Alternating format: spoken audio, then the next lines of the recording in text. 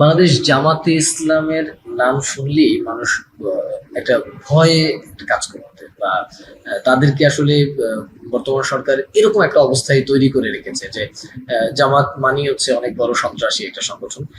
শিবিরদেরকে বলা হতো রক কাটা শিবির, এবং নানাভাবে আসলে জামায়াত ইসলামকে ব্যবহার করা হতো বা সমাজের সামনে উপস্থাপন করা হতো। কিন্তু এইবারে বর্তমান সরকারের পতনের পরে আমরা জামাতকে দেখেছি একদমই ভিন্ন একটা চরিত্রে।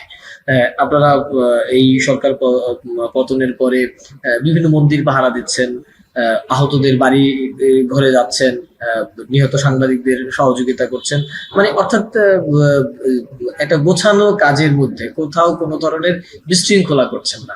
এটা কি আসলে রাজনৈতিক কৌশল? না, দেখেন, এটা নতুন কিছু না, এটা আগেও ছিল।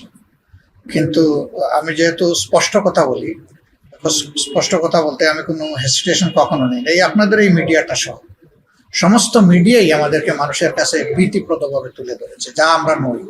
এটাও আমাদের উপর একটা জুলুম ছিল। এখন যেহেতু সেই ভীতিটা আপনাদের উপরেও নাই, চাপ নাই, এখন আপনারা বিবেকের আলোকে কাজ করতে পারছেন, এই জন্য আপনারা এখন খোলা চোখ এবং মন নিয়ে দেখার সুযোগটা পাচ্ছেন। তবে এটা ঠিক যে এবারকার যে পরিস্থিতি, এটা তো এর আগে কখনো আসেনি। পরিস্থিতির গভীরতার কারণেই আমাদের অ্যাক্টিভিটিস গুলা হয়তো আপনাদের কাছে বেশি ধরা পড়ছে, কিন্তু আগেও কিন্তু আমরা এই কাজগুলা করেছি। যেমন বাবরি মসজিদ যখন ধ্বংস করা হয়, তখন বাংলাদেশে একটা উত্তেজনা দেখা দিয়েছে, কিন্তু সেই সময় আমরা কিন্তু মসজিদ মন্দির, তারপরে বৌদ্ধ মন্দির, এগুলার তখন আমরা কিন্তু পাহারা দিয়েছি, গির্জা আমরা পাহারা দিয়েছি। তো সে তো অনেকদিন আগের কথা, এখনকার জেনারেশন এটা জানে না। এখনকার জেনারেশন এবারকার আমাদের এই কাজটা দেখতে পেরেছে। নিয়মিতভাবে মানবিক কাজে তো আমরা সবসময় আছি। আমাদের এটা তৃতীয় দফা কর্মসূচি, স্থায়ী কর্মসূচি, যে যেখানেই মানুষের কষ্ট, যেখানেই মানুষের দুর্ভোগ, জামাত সেখানে তার সামর্থ্য পুরাটা নিয়ে পৌঁছে যাবে এবং দাঁড়ায় যাবে। সেটাই আপনারা দেখতে পাচ্ছেন। হয়তো পরিস্থিতির গভীরতার কারণে একটু বেশি এবার প্রকাশ পাচ্ছে।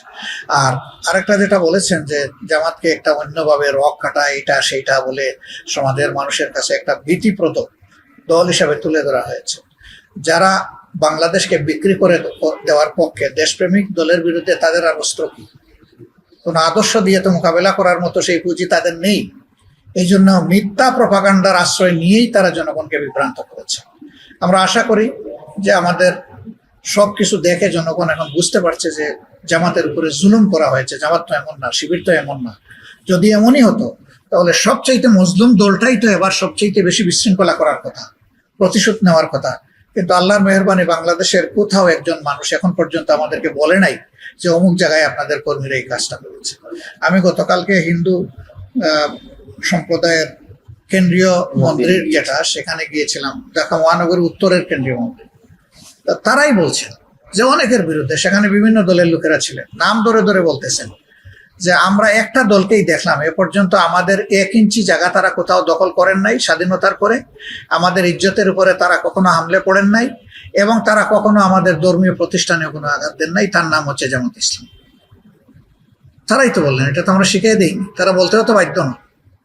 কেন? তারা নিজের বিবেক দিয়ে দেখছেন। তাদেরকেও বিভিন্নভাবে উস্কানি দেওয়া হয়েছিল। এবার আপনারা দেখেছেন বিভিন্ন জায়গা থেকে প্রপাগান্ডা করা হয়েছে। বিবিসি এই ব্যাপারে একটা এক্সক্লুসিভ নিউজ করেছিল যে তার বেশিরভাগই মিথ্যা, এটার সাথে বাস্তবের কোনো সম্পর্ক নেই। হ্যাঁ, কিছু জায়গায় যে কিছু ঘটে না এটা আমি বলবো না, ছোটখাটো কিছু জিনিস ঘটেছে। কাদের ক্ষেত্রে? তারা রাজনৈতিক অ্যাক্টিভিস্ট, তারা নির্দিষ্ট দলের কর্মী ছিলেন, মানুষের উপরে জুলুম করেছেন, তারা বেপরোয়া ছিলেন, ক্ষুব্ধ মানুষ তাদের উপরে এই সমস্ত আচরণ করেছে। তাদের পারিবারিক উপাসনালয় হয়তো বা কোথাও কোথাও ক্ষতিগ্রস্ত হয়েছে, কিন্তু মেইন মন্দির কোথাও কিন্তু এবার ক্ষতিগ্রস্ত হয়নি। আমাদের শক্ত পাহারার কারণে আমাদের কর্মীরা হাতে লাঠি নিয়ে রাস্তায় নামাজ পড়েছে, যায় নামাজ বিছিয়ে, কিন্তু জায়গা ছাড়েনি, দিন রাত পাহারা দিয়েছে। শুধু আমরা না, মাদ্রাসার ছাত্ররা নেমেছে। কওমি মাদ্রাসার বিপুল সংখ্যক ছাত্র এবার এই কাজ করেছে, আমরা দেখেছি। ছাত্রদলেরও কিছু লোককে আমরা কোনো কোনো জায়গায় পেয়েছি। যাদেরকে পেয়েছি আমরা তাদেরকে তো অস্বীকার করতে পারবো না। এই সবাই মিলে এবার একটা সামাজিক প্রাচীর গড়ে তুলেছিল, যার কারণে দুর্বৃত্তরা বড় কোনো সুযোগ নিতে পারে।